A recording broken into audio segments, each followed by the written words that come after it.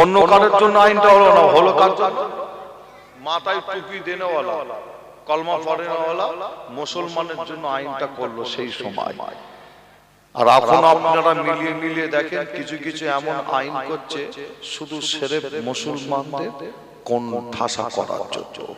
যদি আপনাদের বলি, দেখুন আপনারা তালাক, আমাদের মুসলমানদের ব্যাপার তো নাকি তালাকের বিষয়টা, সেখানে ওরা হাত মারছে।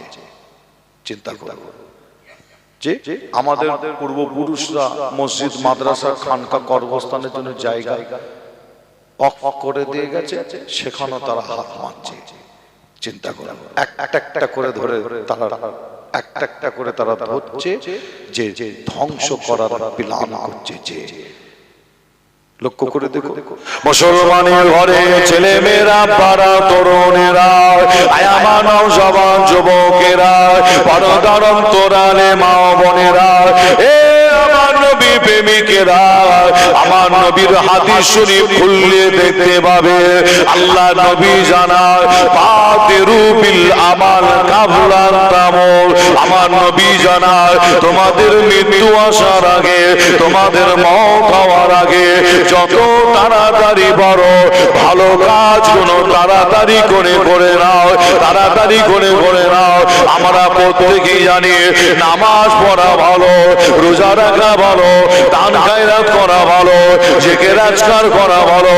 এ নবী প্রেমিকেরা, এইগুলো হলো ভালো ভালো ভালো কাজ। কিন্তু আপনাদের জানিয়ে দেয় যায় মুসলিম উম্মাহকে যারা এক প্ল্যাটফর্মে আনার চেষ্টা করে, মুসলিম উম্মাহকে যারা এক করার চেষ্টা করে, মনে রাখবে এটাও কিন্তু একটা ভালো কাজ, ভালো কাজ।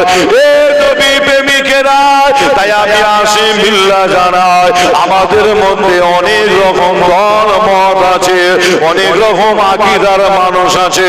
সারা পশ্চিম বাংলায় অনেক রকম আকীদার মানুষ আছে, অনেকে অনেক রকম মতের মানুষ আছে।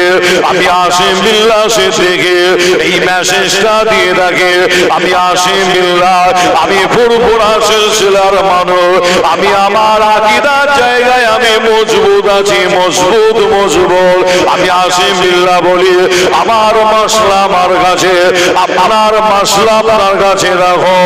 এ নবী প্রেমিকেরা, যখন কোরআনের ওপরে, ইসলামের ওপরে, দ্বীনের ওপরে, মুসলমানের ওপরে আল্লাহর ঘর, মসজিদ, মাদ্রাসা, খানকা, কর্মস্থান যখন দখল করার প্ল্যান করবে, ওই সময় আমরা মুসলমান যদি একটা প্ল্যাটফর্মের নিচু একটা ছাতার তলায় যদি আসতে পারি, আমার মনের বিশ্বাস মসজিদ দখল করা তো দূরের কথা, মসজিদে একটা ইট পর্যন্ত খোলা কারো ক্ষমতা হবে না।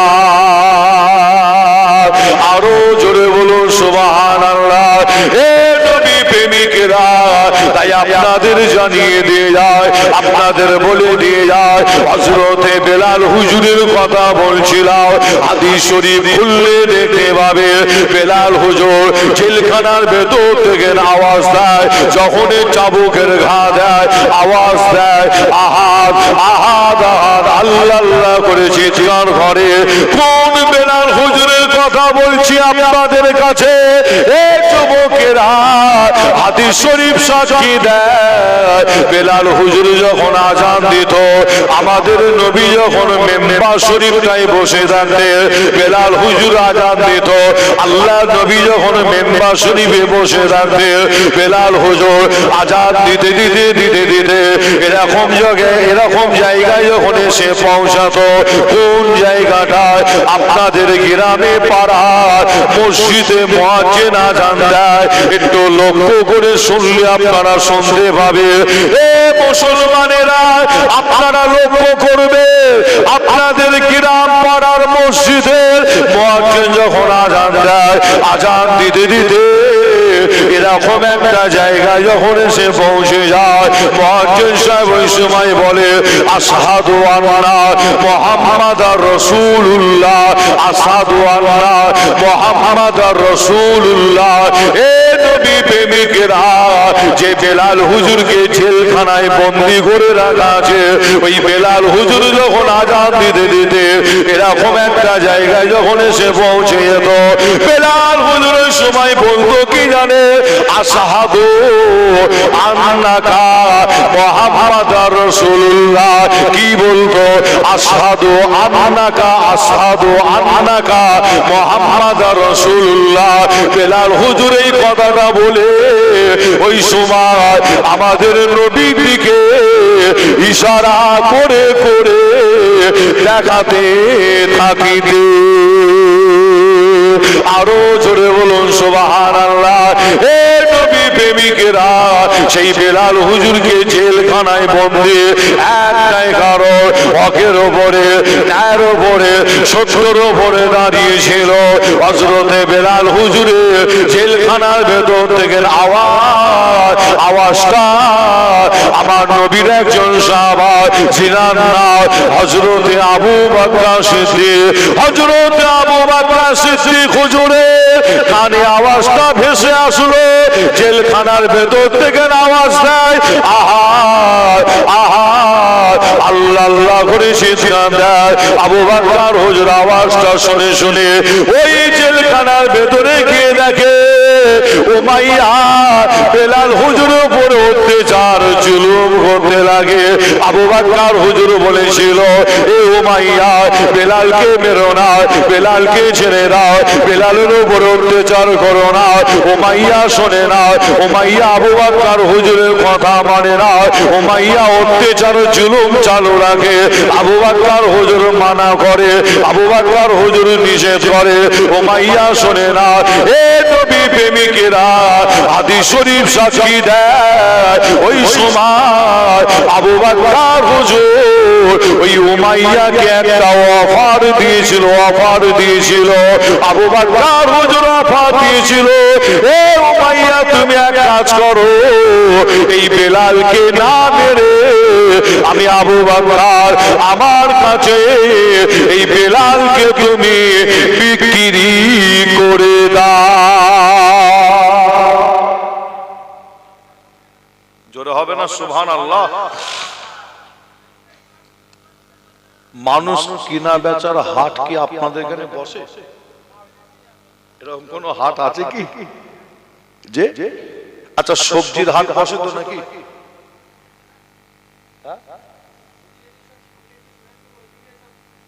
ও পিছন থেকে জাম হয়ে গেছে নাকি? ও আমার সামনে কিছুটা জায়গা এখানে একটু ফাঁকা আছে, যে এইদিকে যদি এই দিক দিয়ে চলে আসতে বলেন না, অনেক মানুষ আছে পিছনে বসে, ওনাদের আবার উঠতে সমস্যা, আর শীতের সময় একটা জায়গায় যে বসে পড়েন ওই জায়গা ছাড়তে চাই কি? হ্যাঁ, যা হয় হবে, জায়গা ছাড়া যাবে না। শীতের সময় কঠিন ব্যাপার। যে সমস্ত ভাইরা পিছনে আছেন দাঁড়িয়ে, আমি আপনাদের অনুরোধ করব, কমিটি ভাইদেরও অনুরোধ করছে, এই সামনে এদিকে একটা গেট আছে, তাই তো নাকি? এই গেট দিয়ে আপনারা এদিকে এসে একটু বসেন, যে দোয়া চাইবো, আখিরি দোয়া মোনাজাত হবে, আপনাদের বেশি কষ্ট দেব না। আপনারা সকলেই জানেন যে অনেক রাত অবধি মাহফিলটা হয় না, দোয়া হবে খুব তাড়াতাড়ি। আপনারা ভেতর দিকে চলে আসে, যে আপনাদের ছোট ভাই ছেলে হিসাবে একবার আপনাদের বলি, মহাব্বতে একবার দরুদ শরীফ আল্লাহুম্মা। চলে আসেন, এই দিক দিয়ে চলে আসেন। হ্যাঁ, গেটটা তুলে দেন।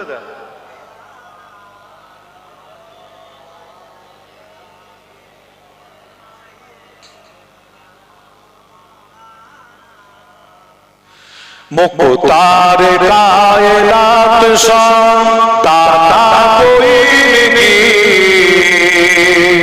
मेरे रसूल पाक के जैसा कोई नहीं, यानी रसूल पाक के जैसा कोई नहीं। जरा सुभान अल्लाह। আপনারা হিন্দু বোঝেন নাকি? হিন্দু তো বোঝেন না? আবার অনেকে বলে থোড়া থোড়া, তার মানে অল্প অল্প, তাই তো? যে যাই হোক আমার নবীর মোহাম্মদ ভালোবাসায় একটা ছোট্ট নাম, আমার আপনার নবীর মতন কেউ হয় না আর কেউ হবেও না। জোরে বলুন সুবহানাল্লাহ। তাই কবি বলছেন কি, মুক্তার কায়নাত সারা কোই নেহি মেরে রসূল পাক के जैसा कोई नहीं, यानी रसूल पाक के जैसा कोई नहीं। जिस वक्त देखा चाँद ने चेहरा हुजूर का, वो देख के हो गया सैदा हुजूर का। और तो जोरे बोलो, जिस वक्त देखा चाँद ने चेहरा हुजूर का, वो देख के हो गया सैदा हुजूर का।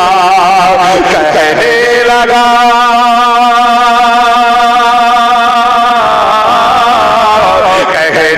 लगा कि आपसे अच्छा कोई नहीं, मेरे रसूल पाक के जैसा कोई नहीं, यानी रसूल पाक के जैसा कोई नहीं।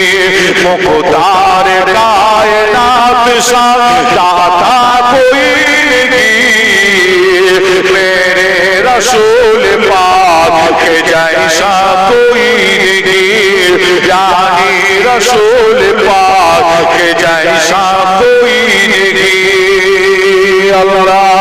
अल्लाहुम्मा सल्ली अला।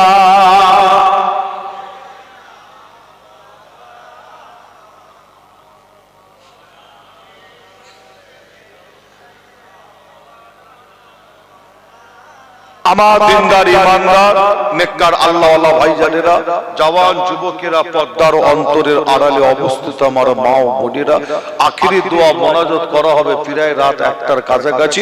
তবে আলোচনা আপনাদের কাছে কমপ্লিট করতে পারলাম না, আল্লাহ পাক যদি পরে আনায় ইনশাআল্লাহ আলোচনা হবে। এতটুকুন আপনাদের জানাই যে আবারও বলছি, হকের উপরে, ন্যায়ের উপরে, সত্যের উপরে বেলাল হুজুর দাঁড়িয়েছিলেন। আবু বকর হুজুর এবার উমাইয়াকে অফার দিচ্ছে। কি অফার? এক কাজ করো, বেলালকে না মেরে আমি আবু বকর আমার কাছে বিক্রি করে দাও। তখন এই অফারটা দেওয়ার একটাই কারণ, তখন কিন্তু মানুষ বিক্রি করার হাট বসতো। হাট যেমন সবজি বিক্রি করার আপনাদের এখানে বাজার বসে না, বসে তো নাকি বিভিন্ন বাজার, তখন কিন্তু একটা টাইম ছিল, সময় ছিল, মানুষ বিক্রি করার বাজার বসতো, হাট বসতো, অর্থাৎ মানুষ কিনা বেচা হতো। যে সেই সময়, সেই টাইমে আবু বকর হুজুর অফার দিল কি, উমাইয়া তুমি এক কাজ করো, এই বেলালকে না মেরে আমি আবু বকর আমার কাছে বিক্রি করে দাও। এই অফারটা কিন্তু শোনার পরে উমাইয়া মানে না, শোনে মানে না। বেলাল হুজুর উপর অত্যাচার জুলুম চালু রাখে, আর আবু বকর হুজুর অনেক বুঝাতে লাগে। যে আপনাদের জানাই অনেক বড় ঘটনা, একটু আপনাদের বলে যাই। আবু বকর হুজুর বুঝাতে বুঝাতে বুঝাতে এবং বলতে বলতে উমাইয়া রাজি হয়েছিল বেলাল হুজুরকে বিক্রি করার জন্য। জোরে বলুন, জোরে হবে না? আবু বকর হুজুর করেছিলেন কি জানেন? বেলাল হুজুরকে কিনে নিয়েছিলেন, জেলখানার ভেতর থেকে আজাদ করা হলো। আবু বকর হুজুর কিনে নিলেন, জেলখানার ভেতর থেকে আজাদ করে আবু বকর হুজুর কিনে আবু বকর হুজুর বেলাল হুজুরকে নিয়ে হেঁটে হেঁটে হেঁটে হেঁটে চলে যাচ্ছে। আবু বকর হুজুর আগে আগে হাঁটছেন, বেলাল হুজুর পিছনে পিছনে হাঁটছেন। আর এই হেঁটে হেঁটে যাওয়ার পথে বেলাল হুজুর একটা কথা বলছিল। কি কথা? কথাটা বলেছিল যে দুনিয়ার একটা মনিবের কাছ থেকে আমি রেহাই পেলাম, দুনিয়ার একটা মনিবের কাছ থেকে আমি রেহাই পেলাম, আবার আমি আরেকজনের কাছে আমি এলাম। আবু বকর হুজুরের কথা বলছে, একজনের কাছে রেহাই, আবার আমাকে কিনে নিয়েছে, তিনার কাছে আবার এলাম। ইনি আবু বকর হুজুরের কথা বলছে, ইনি আবার আমার সাথে কি ব্যবহার করবে আমি জানি না। আবু বকর হুজুরের কানে যখন আওয়াজটা পৌঁছালো, বেলাল হুজুরের কথাটা পৌঁছালো, আবু বকর হুজুর সঙ্গে সঙ্গে বলেছিল, বেলাল তুমি ভেবো না আমি তোমার উপর অত্যাচার জুলুম করব, তুমি ভেবো না, আমি আবু বকর আমি তোমাকে আল্লাহর রাসূলের জন্য আমি তোমাকে আজাদ করে দিলাম। জোরে হবে না? আল্লাহু আকবার। সেই বেলাল হুজুর মদিনার মসজিদের মুয়াজ্জিন হলে আজান দিতে, আজানের আওয়াজটা আল্লাহর আরশে আজিম, আরশে মুআল্লায় গিয়ে পৌঁছে যেত। জোরে বলো। যে আপনাকে আমাকে একটু শিক্ষা নিতে হয়, যে আপনাকে আমাকে শিক্ষা নিতে হয় যে বেলাল হুজুর হকের উপরে, ন্যায়ের উপরে, সত্যের উপরে দাঁড়িয়েছিলেন। আল্লাহ আমাদের সকলকে হকের উপরে, ন্যায়ের উপরে, সত্যের উপরে দাঁড়িয়ে থাকার তৌফিক দান করেন। জোরে বলুন আল্লাহুম্মা আমিন। তারপরে আপনাদের বলে যাই, যেই আসুক না কেন, যাই দিক না কেন, নিয়ে নেবেন। হারাম যদি হয় মাটিতে পুঁতে দেবেন, হারাম যদি দেয় পানিতে ফেলে দেবেন। বুঝতে পারছেন? যেই আসুক যাই করো কেন, পরিস্থিতি ভালো নয়। 2025 যে একটু হিকমতে একটু কাজ করতে হয়, হিকমত, যে হিকমতে একটু কাজ করতে হয়। যাই দিক, যেই আসুক যাই বলুক, যে নিয়ে নেবে। হারাম যদি হয় মাটিতে পুঁতে দেবে, না হলে পুকুরে ফেলে দেবে।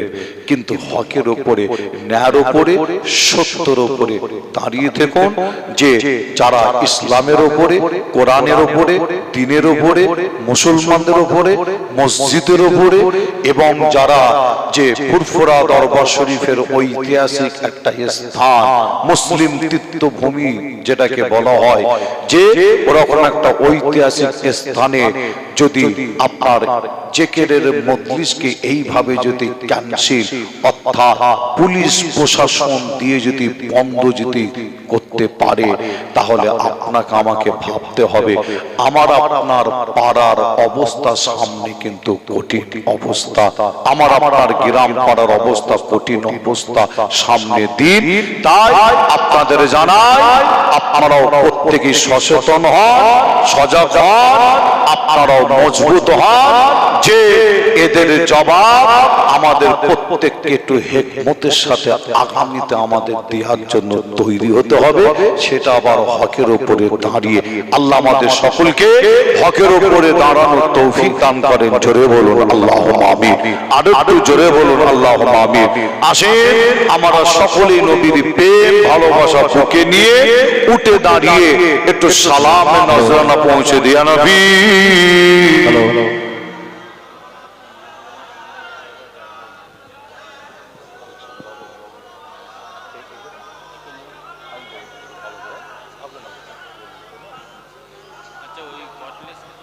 না না, এটা ঠিক আছে।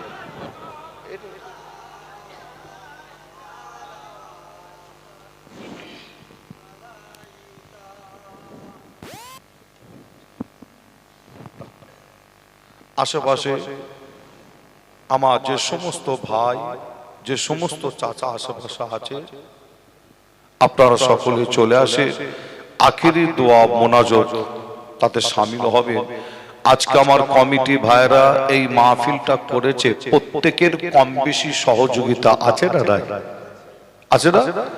যে আপনাদের কাছে জানতে চাই, এই মাহফিলটা হওয়াতে আপনারা খুশি না বেজার? কি খুশি না আপনারা?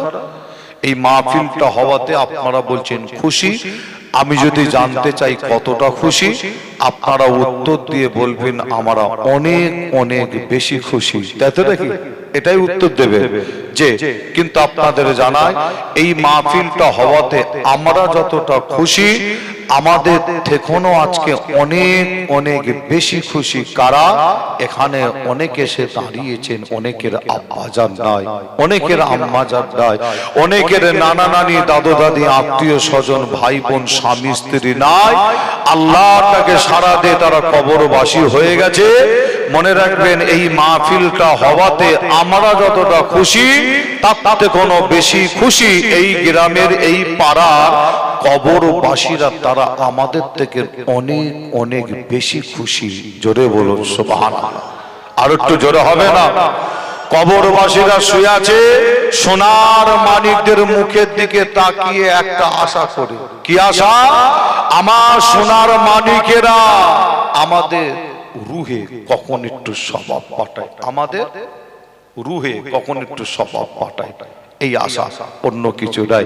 তবে আপনাদের জানাই, গ্রামবাসী ভাই, আমার মুরব্বী চাচা, যুবক ভাই, আমার মা বোনেরা, যে ছোট ছোট বাচ্চারা, আপনারা মাহফিলটার জন্য যথেষ্ট সহযোগিতা আপনারা করেছেন, কিন্তু আপনাদের কাছে ছোট ভাই ছেলে হিসাবে, পীরের আওলাদ হিসাবে আমি একটা আশা করব, সে আশাটা ইনশাআল্লাহ আপনারা পূরণ করবেন। আশা করছি যে আপনারা বিভিন্ন জায়গায় বিভিন্ন নিয়ত নিয়ে আপনারা দান করেন, কারবার, ব্যবসা বাণিজ্য, চাষ আবাদ, দোকানের দিকে খেয়াল করে দান করেন, বিভিন্ন নিয়ত রেখে।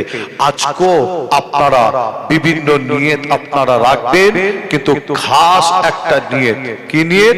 খাস নিয়ত হলো আব্বার রুহের মাগফিরাতের জন্য, আম্মার রুহের মাগফিরাতের জন্য, নানা নানি, দাদু দাদি, ভাই বোন, স্বামী স্ত্রী, আত্মীয় স্বজন, তাদের রুহের মাগফিরাতের জন্য। আমার কমিটি ভাইদের বলবো যে কিয়াম সালাম পড়ে আপনারা যখন বসবেন, একটা গামছা, একটা রুমাল আপনাদের কাছে নিয়ে যেতে বলবো। সেই রুমাল গামছা মা বোনেদের কাছে নিয়ে যাওয়ার জন্য বলবো। আল্লাহ যাকে, যে 500 টাকা আল্লাহ যাকে তৌফিক দিয়েছে দেয়ার, আপনি 500 দেবেন, আপনি 100 টাকা দেবেন না। আল্লাহ যাকে 100 টাকা দেওয়ার তৌফিক দিয়েছে, আপনি 100 টাকা দেবেন, আপনি কিন্তু 10 টাকা দেবেন না, 50 টাকা দেবেন না। আবার আল্লাহ যাকে 50 টাকা দেওয়ার তৌফিক দিয়েছে, আপনি 500 টাকা আপনি দেবেন না।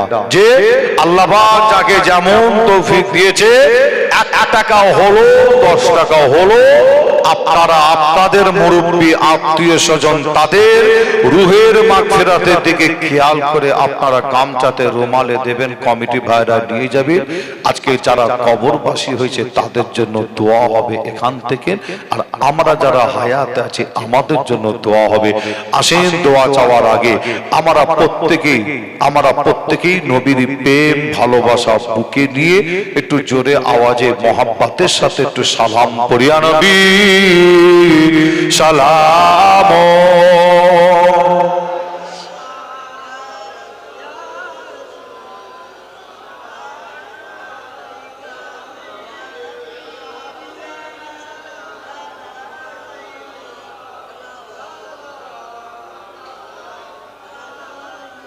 তালাল বদর ও আলাইনা মিন শানিয়াতি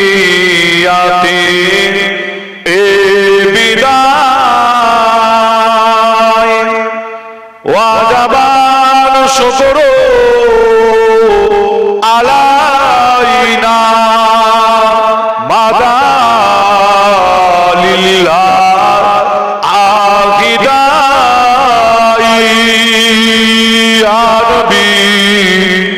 সালাম।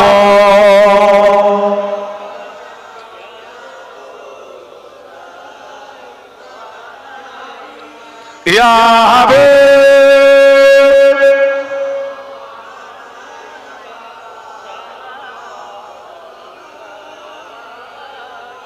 জিবরাইল দিলে এ যে আওয়াজ, খুলে দাও আসমান আনের দোয়ার,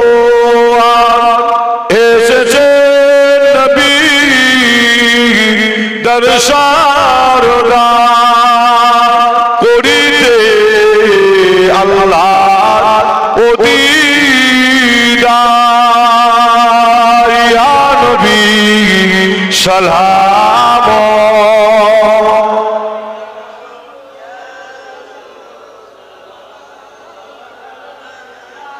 ইয়া হাবিব সাল্লাল্লাহু নবীজি রাব্বা আব্দুল্লাহ, নবীজি রাব্বা আমিন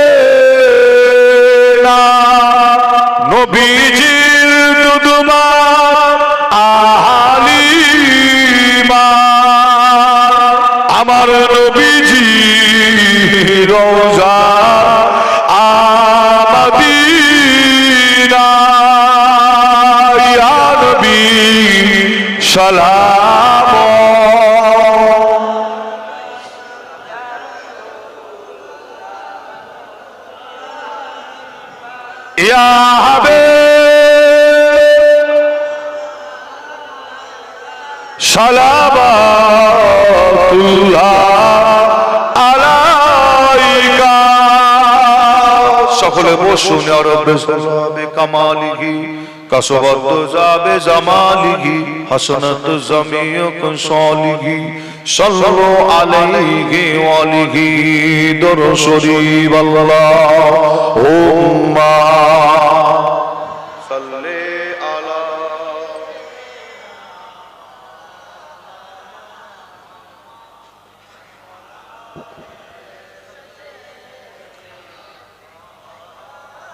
এদিকে লেসো দরুদ শরীফ আল্লাহুম্মা সাল্লি আলা।